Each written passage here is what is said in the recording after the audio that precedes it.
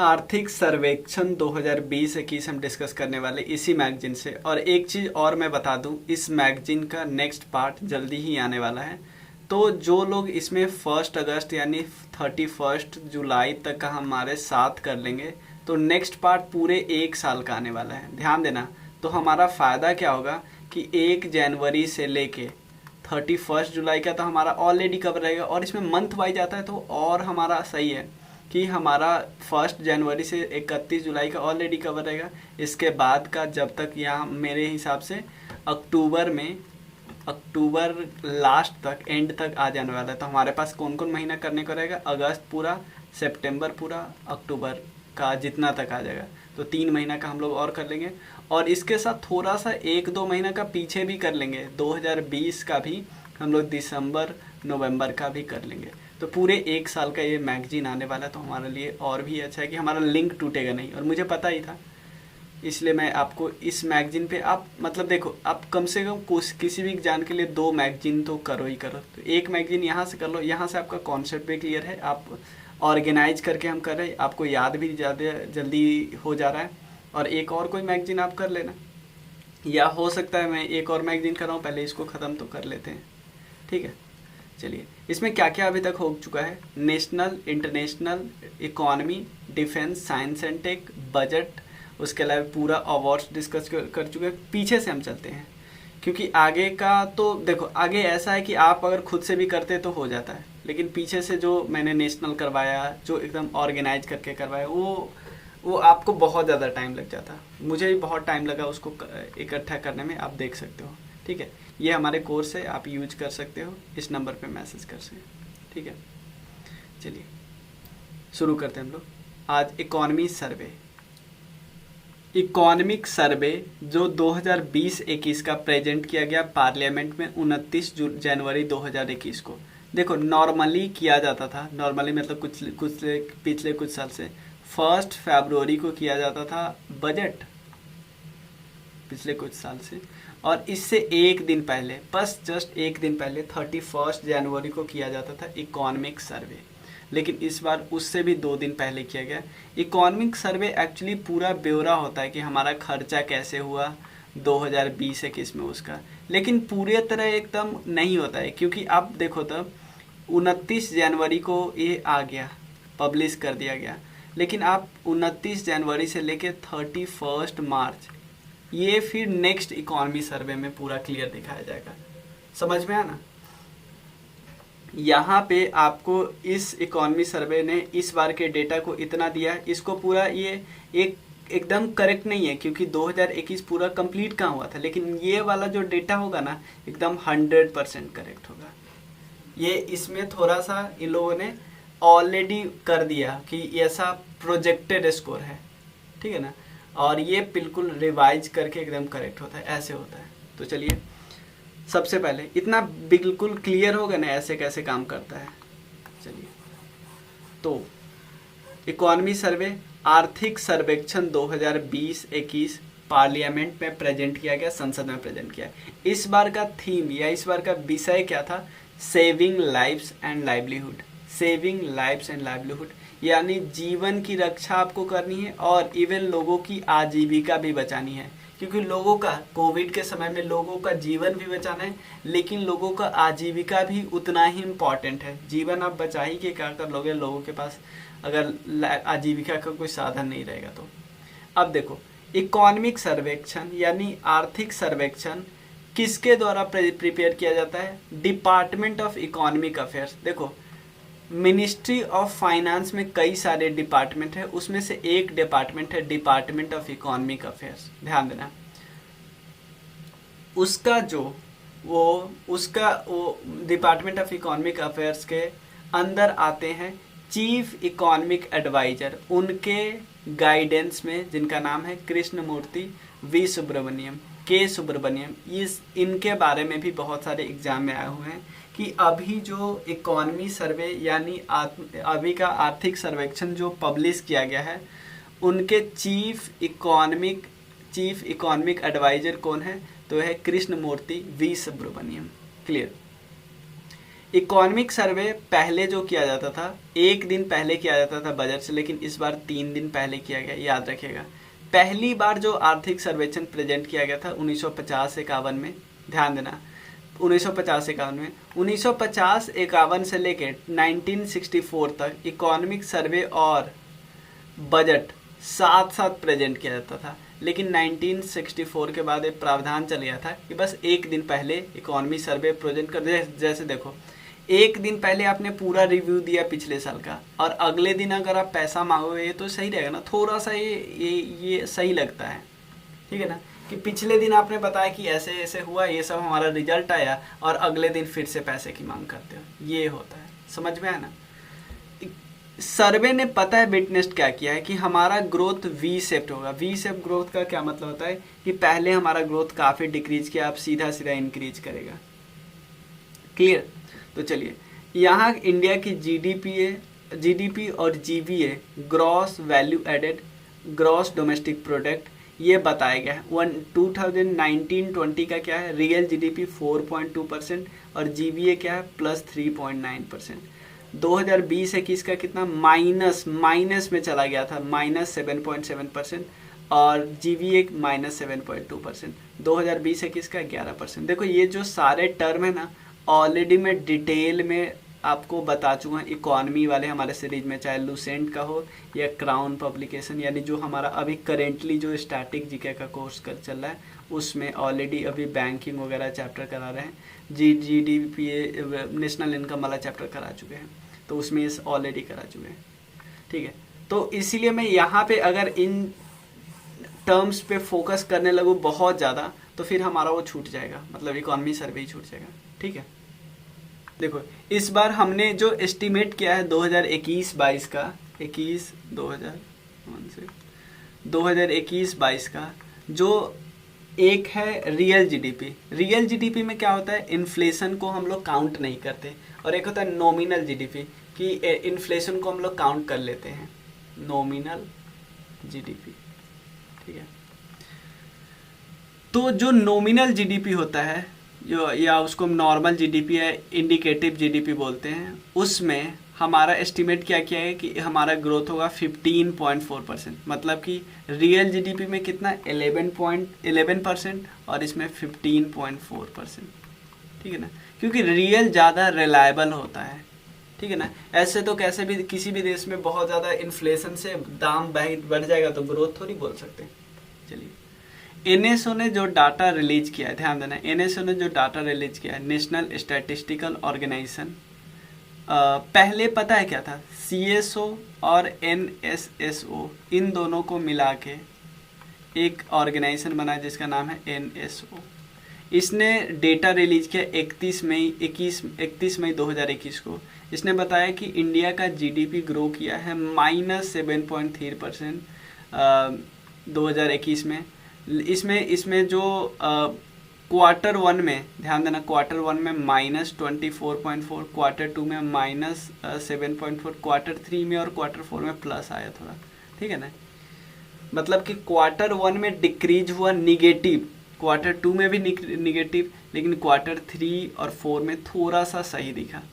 ये 4 बार ऐसा हुआ है, 4th टाइम ऐसा हुआ है जब हमारा ग्रोथ निगेटिव में देखा था, जब 1965-66 में, 71-72 में, 79-80 में और 2020-21 में। ये 4था बार है जब हमारा ग्रोथ निगेटिव दिखा था। अगर एग्जाम में आता है सीधा पॉइंट तो हम भूल जाते हैं, 79, 80 को हम याद नहीं करते हैं, हम इन दोनों को याद कर लेते हैं, इसको याद ही नहीं करते हैं, ठीक है ना। चलिए, इससे बाहर मुझे नहीं लगता इससे बाहर क्वेश्चन आएगा, ठीक है ना, इससे बाहर एक भी क्वेश्चन आएगा क्योंकि सारे डेटा है, ठीक है ना। अब मैं ये भी आपको अब बताते चलूँगा कौन कौन याद रखना है। इसमें से आपको पूरा याद नहीं रखना है, बस ये हम एक इंडिकेशन याद कर लिए कि यार पहले 2 बार निगेटिव हुआ फिर पॉजिटिव हुआ 2 बारी, ठीक है। ये बहुत सही पॉइंट है। ये डेटा इंपॉर्टेंट नहीं है, डेटा सिर्फ 77 याद है, वो भी काफ़ी है। कौन सा कंट्री हमारा सबसे लार्जेस्ट ट्रेडिंग पार्टनर बना है, ये अगर नहीं यह बात होगा तो हम शायद अमेरिका बोल दें, लेकिन लार्जेस्ट है चाइना और सेकंड पे अमेरिका, ठीक है ना। ट्रेडिंग पार्टनर का मतलब होता है दोनों तरफ से बिजनेस, ठीक है। ट्रेड सरप्लस, ध्यान देना, trade surplus was observe in India in June 2020, मतलब ट्रेड सरप्लस जून 2020 में देखा गया है 13 साल बाद। नहीं तो हम ज़्यादा से ज़्यादा ट्रेड डेफिसिट होते हैं। ट्रेड डेफिसिट का मतलब हम खरीदी ज़्यादा करते हैं, खरीदी ज़्यादा करते हैं तो हम पैसा ज़्यादा भेजते हैं और हमारे से कम खरीदता है, लेकिन इस बार उल्टा हुआ। ठीक है, with which country is the trade balance positive the most, सबसे ज़्यादा हमारा ट्रेड पॉजिटिव किस देश से है, यानी जो हमसे ज़्यादा खरीदते हैं, ध्यान देना, जो हमसे ज़्यादा खरीदते हैं, हम उनसे नहीं खरीदते, ठीक है ना, जो हमसे ज़्यादा खरीदते हैं, हमसे ज़्यादा खरीदेंगे तो हमें पैसा ज़्यादा भेजेंगे ना, ये है सबसे ज़्यादा है अमेरिका, उसके बाद बांग्लादेश, ध्यान देना, अमेरिका फिर बांग्लादेश। अकॉर्डिंग टू इकोनॉमी सर्वे 2000 में, आर्थिक सर्वेक्षण 2020-21 के हिसाब से, नेक्स्ट पॉइंट है, which country does India export the most, India सबसे ज़्यादा एक्सपोर्ट किसको करता है, चाइना को, फिर अमेरिका को, फिर यूएई को, फिर हांगकांग को। याद रखिए, China, America, UAE, Hong Kong. Trade positive सबसे ज़्यादा किसके साथ है, अमेरिका के साथ, बांग्लादेश के साथ। इकोनॉमी सर्वे ने बताया, इकोनॉमिक सर्वे ने अप्रैल से सितंबर तक कौन सा सेक्टर है जिसमें सबसे ज़्यादा एफडीआई आया, फॉरेन डायरेक्ट इन्वेस्टमेंट इंडिया में आया, कौन सा सेक्टर है, कंप्यूटर, सॉफ्टवेयर और hardware in the service sector, यानी सर्विस सेक्टर भी तो बहुत लार्ज है, उसमें से कंप्यूटर, सॉफ्टवेयर और हार्डवेयर सेक्टर वाले में सबसे ज़्यादा एफडीआई आया है। क्लियर, यहाँ पे देखो, from which country came the maximum FDI in April, देखो सबसे ज़्यादा एफडीआई किस सेक्टर में आया, हमने देख लिया सर्विस सेक्टर का, कंप्यूटर, सॉफ्टवेयर, हार्डवेयर में। किस देश से सबसे ज़्यादा आया है, वो है सिंगापुर से सबसे ज़्यादा आया है, फिर अमेरिका से। ये किस टाइम पीरियड की बात करें, अप्रैल टू सितंबर 2020 वाला, ठीक है, ध्यान रखिएगा। सबसे ज़्यादा एफडीआई कहाँ पे आया है, सबसे ज़्यादा एफडीआई, ये तो हमने देख लिया, सबसे ज़्यादा आया कहाँ से, सिंगापुर, और उसके बाद अमेरिका से आया है। सबसे ज़्यादा एफडीआई हमारे किस राज्य में आया, वो है गुजरात, ये इंपॉर्टेंट है। हाँ, सबसे ज़्यादा फॉरेक्स रिजर्व किस देश के पास है दुनिया में, इंडिया के पास चौथा नंबर पे, चाइना है पहले, फिर जापान, फिर स्विट्जरलैंड, फोर्थ पे चाइना, फोर्थ पे इंडिया है। ठीक है, इंडिया सबसे ज़्यादा क्या इंपोर्ट करता है, सबसे ज़्यादा एक्सपोर्ट क्या क्या करता है, ये थोड़ा सा प्लीज़ पेचीदा है, पेचीदा नहीं है, आसान है, ऐसे कर सकते हो। पेट्रोलियम क्रूड और पेट्रोलियम प्रोडक्ट, ये दोनों हम सबसे ज़्यादा क्या करते हैं, खरीदते हैं और पेट्रोलियम प्रोडक्ट बेचते हैं, क्योंकि आपको पता है पेट्रोलियम क्रूड हमारे पास खुद नहीं है तो क्या बेचेंगे, तो सिंपल, यहाँ पे भी जो पहला वहाँ पे भी पहला, सिंपल समझ रहे ना, कि सबसे ज़्यादा खरीदते हैं पेट्रोलियम प्रोडक्ट, क्योंकि क्रूड तो हम मान ही लेते हैं सबसे ज़्यादा है। उसके बाद तो समझ लो, याद करने के लिए, कि पेट्रोलियम प्रोडक्ट ही सबसे ज़्यादा, पेट्रोलियम प्रोडक्ट दोनों में सबसे ज़्यादा ऊपर यही है। फिर गोल्ड खरीदते हैं, फिर टेलीकॉम इक्विपमेंट खरीदते हैं, फिर कोल खरीदते हैं। अब बेचने के समय में Perl and precious stone, iron and steel, electrical machinery and equipment. ठीक है, 2-2, 3-3 याद रख लीजिएगा, काफ़ी है। ठीक है, अकॉर्डिंग टू दिस रिव्यू, इस रिव्यू के हिसाब से इंडिया का फॉरेन रिजर्व इतना है कि हम अगले 18 महीने तक इंपोर्ट कर सकते हैं बिना उसमें कुछ ऐड वैड किए, जितना भी इंपोर्ट करें, जो भी चलना है। इवन हमारा एक्सपोर्ट भी बिल्कुल बंद है तो भी हम 18 महीने काम चला सकते हैं। देख लो, according to economic survey the growth rate in various sector, याद रखना है सिर्फ एक सेक्टर ऐसा था जिसका इकोनॉमिक ग्रोथ पॉजिटिव था, वो था एग्रीकल्चर। इंडस्ट्री और सर्विस सेक्टर दोनों निगेटिव में था। ठीक है ना, एक और चीज़ है कि जो पहले 4 यूनियन लेबर लॉज थे उसको कन्वर्ट करके 4 लेबर कोड में कन्वर्ट करने की बात की है। ठीक है ना, मतलब कर दिया गया एक्चुअली। जीबीए में सबसे ज़्यादा किसका शेयर है, सर्विस सेक्टर का, ग्रॉस वैल्यू एडेड में सबसे ज़्यादा सर्विस, फिर इंडस्ट्री, फिर एग्रीकल्चर। याद रखिएगा, सर्विस सेक्टर 54%, इंडस्ट्री 26% और एग्रीकल्चर 20%। ठीक है, जीडीपी में भी देखो, जो शेयर जीबीए में होता है ऑलमोस्ट सेम शेयर वही शेयर ही होता है इसमें जीडीपी में, सर्विस, फिर इंडस्ट्री, फिर एग्रीकल्चर। जीबीए जीडीपी में सब में मैं डिफ्रेंशिएट आपको अच्छे से बताया नेशनल इनकम वाले चैप्टर में।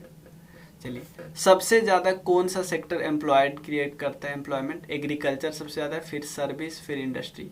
यहाँ पे थोड़ा सा उल्टा है, ठीक है ना, जो सबसे कम पैसा देता है उसमें सबसे ज़्यादा लोग लगे, याद रखिए। ये बहुत अच्छा क्वेश्चन है कि WHO ने वर्ल्ड हेल्थ ऑर्गेनाइजेशन ने किस दिन डिक्लेयर किया। देखो PCS एग्जामों में, बाकी एग्जामों में डेट इतना इंपॉर्टेंट होते हैं, तो सिंपल पूछ सकता है WHO ने किस दिन डिक्लेयर किया कि एक कोविड को पैंडेमिक? 11 मार्च 2020 को।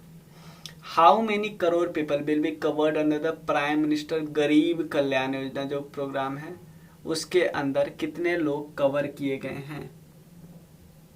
नहीं, मतलब कितने, how many crore people will cover under prime minister food grain दिया गया है जिनको, ये है लगभग 80.96 करोड़ पीपल, ठीक है।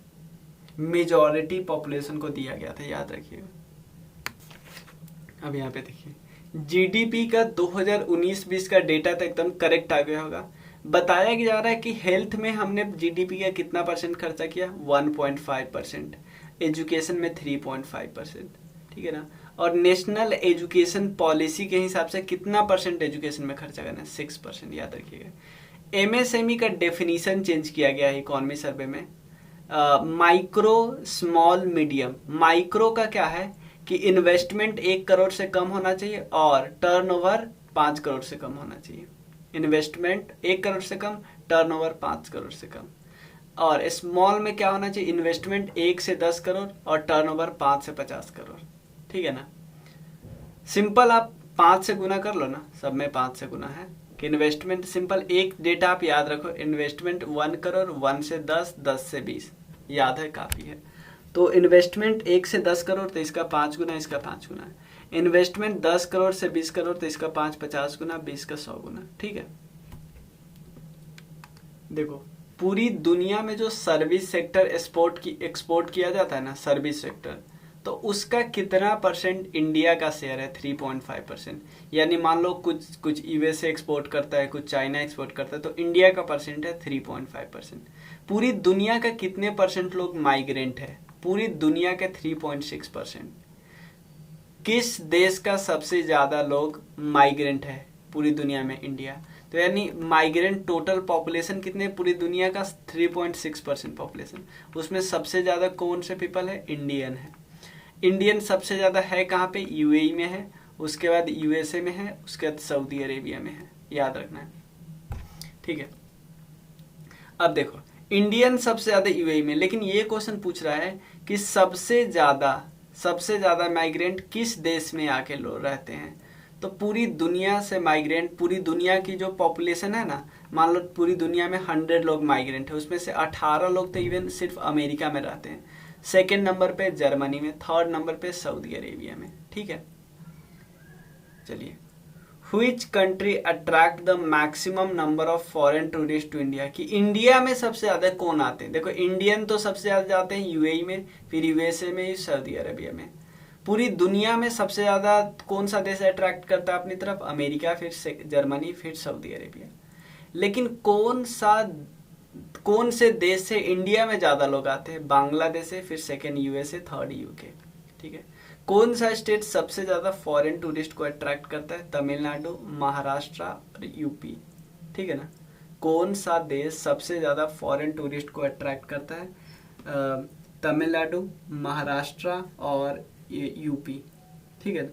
और नेक्स्ट है, ये दोनों सेम ही चीज लिखे हुए हैं, ये दोनों पॉइंट सेम ही है, 2 बार लिखा गया गलती से, कि फॉरेन टूरिस्ट सबसे ज्यादा कहाँ पे आते हैं? तमिलनाडु, उसके बाद महाराष्ट्र जाते हैं, उसके बाद उत्तर प्रदेश जाते हैं। लेकिन लेकिन लेकिन लेकिन इंडियन, सबसे ज्यादा इंडियन कहाँ पे जाते हैं टू एज ए टूरिस्ट? ध्यान देना, यूपी, फिर तमिलनाडु, फिर आंध्र प्रदेश, यूपी, फिर तमिलनाडु, फिर आंध्र प्रदेश, दोनों अलग अलग है। यहाँ पे फॉरेन टूरिस्ट की बात की है, यहाँ पे इंडियन। कितने साल बाद नई एजुकेशन पॉलिसी आई है? 1986 में आया था पिछला बार, तो 2020 में आई थी, तो 34 साल बाद। लिटरेसी रेट इंडिया का कितना है? 77.7%। फीमेल लेबर फोर्स पार्टिसिपेशन कितना हो गया इंडिया का? 18.6%, 18-19 का डेटा है, ठीक है। मतलब फीमेल का लेबर फोर्स में पार्टिसिपेशन कम हुआ है, मतलब कम है। यहाँ पे बताया कि इंक्रीज क्या, इसका मतलब पहले और कम रहा होगा। टारगेट क्या है, जब जो नल से जल स्कीम है उसकी बात कर रहा है कि नल से जल स्कीम जो सारे हाउस होल्ड में पोर्टेबल वाटर पहुंचाना है, इसका टारगेट कब है? 2024। ये क्वेश्चन है कि जीडीपी में कौन सा स्टेट टॉप किया है? जीडीपी में किस स्टेट का जीडीपी सबसे ज़्यादा है? सबसे ज़्यादा है महाराष्ट्र का, फिर तमिलनाडु, थर्ड पे है यूपी। महाराष्ट्र, तमिलनाडु, थर्ड पे यूपी। ठीक है ना। ये क्वेश्चन जो यूपी के एग्जाम दे रहे हैं उसमें ये पॉइंट भी आप याद रख सकते हो। इवन इससे पहले वाला हमने देखा था कि यूपी में सबसे ज़्यादा लोग आते इंडियन। उसके बाद इकोनॉमी सर्वे के हिसाब से हाईएस्ट पर कैपिटा इनकम किसका है? गोवा का सबसे 1, सेकेंड नंबर पे सिक्किम, थर्ड पे दिल्ली। सबसे कम की बात करें पर कैपिटा इनकम तो सबसे कम बिहार है, बिहार से थोड़ा ज़्यादा यूपी है, यूपी से थोड़ा ज़्यादा झारखंड है। पॉवर्टी रेट की बात करें, ध्यान देना, पॉवर्टी रेट की बात करें तो सबसे ज़्यादा पुअर लोग कहाँ पे है? छत्तीसगढ़ में है। बिहार का पोजीशन 5th है। अगर यूनियन टेरिटरी को काउंट करें तो 5th है। यूनियन टेरिटरी को काउंट ना करें, सिर्फ स्टेट में बिहार का जगह 4th है। मतलब सबसे ज़्यादा पुअर पीपल वाले में। ठीक है ना। मतलब पॉवर्टी रेट के बारे में, poverty rate total number of poor के बारे में नहीं। पॉवर्टी रेट पूरे देश का कितना है? 21.9%। ठीक है। According to economy survey, India's external debt at the end of September 2020 कितना है? 556.2 अमेरिकन डॉलर। ठीक है ना। मतलब एक्सटर्नल डेट होना इतना भी खराब नहीं था, क्योंकि आप डेट लेके अगर आप उधार लेते हो, उधार से अपना देश में इंफ्रास्ट्रक्चर बनाते हो, फिर उसे फायदा होता है, चुका देते हो। ठीक है ना। उधार लेना कोई प्रॉब्लम नहीं है। ठीक है। दुनिया का सबसे मोस्ट इंडेटेड कंट्री, सबसे ज्यादा जो उधार में जीता है वो है यूएसए। ध्यान रहे। ठीक है। देखो, आपसे पूछा जा सकता है, ये बहुत अच्छा क्वेश्चन है कि 2020-21 में किस नोबेल प्राइज विनर के बारे में डिस्कस किया गया है। और ये नोबेल प्राइज विनर ने बोला था कि जब एक्सट्रीम अनसर्टेनिटी हो, पता नहीं हो कि आगे क्या करना है, तो इस समय आपका मेन फोकस होना चाहिए कि जितना कम से कम लोगों की जान जाए। ये किन लोगों ने बोला था? हैंसन और सारगेट ने बोला था। समझ रहे ना। According to economy survey, which month of this year 2020 the highest number of cases of infection of COVID? सितंबर 2020 में सबसे ज्यादा केस आए थे। नेशनल इंफ्रास्ट्रक्चर पाइपलाइन है जो इंफ्रास्ट्रक्चर के लिए बहुत है, ये कब से कब तक है? 2020 से 25 में। ये किसके अंदर आता है? डिपार्टमेंट ऑफ इकोनॉमिक अफेयर्स के अंदर आता है, मिनिस्ट्री ऑफ फाइनेंस। ऑब्जेक्टिव क्या है कि वर्ल्ड क्लास इंफ्रास्ट्रक्चर लाना। ठीक है ना। On the basis of the report of which, किस कमिटी के रिपोर्ट के बाद एनआईपी आया है? अतानु चक्रवर्ती के रिपोर्ट के बाद। ये सारे इन्फॉर्मेशन याद करने हैं। एक और वीडियो बनाऊंगा इकोनॉमी सर्वे का जो बाकी आपको खत्म कर देगा सारा। ठीक है ना। मतलब अभी थोड़ा बचा हुआ है। ठीक है। चलिए मिलते हैं। आपको कोई डाउट हो तो आप इस नंबर पे 9582062485 अभी सिर्फ टेलीग्राम करना। ठीक है ना। टेलीग्राम एक्चुअली मेरा फ़ोन अभी नहीं है मेरे पास, तो उसमें थोड़ा सा इशू हो गया तो बनवाने के लिए दिया है, तो कुछ दिन में आएगा। तो अभी तो लैपटॉप से ही काम चलाता हूँ, तो सिर्फ टेलीग्राम है लैपटॉप में। व्हाट्सएप तो चलना इतना नहीं है लैपटॉप में, तो टेलीग्राम करना। कोई भी डाउट हो पूछना। चलिए, थैंक यू।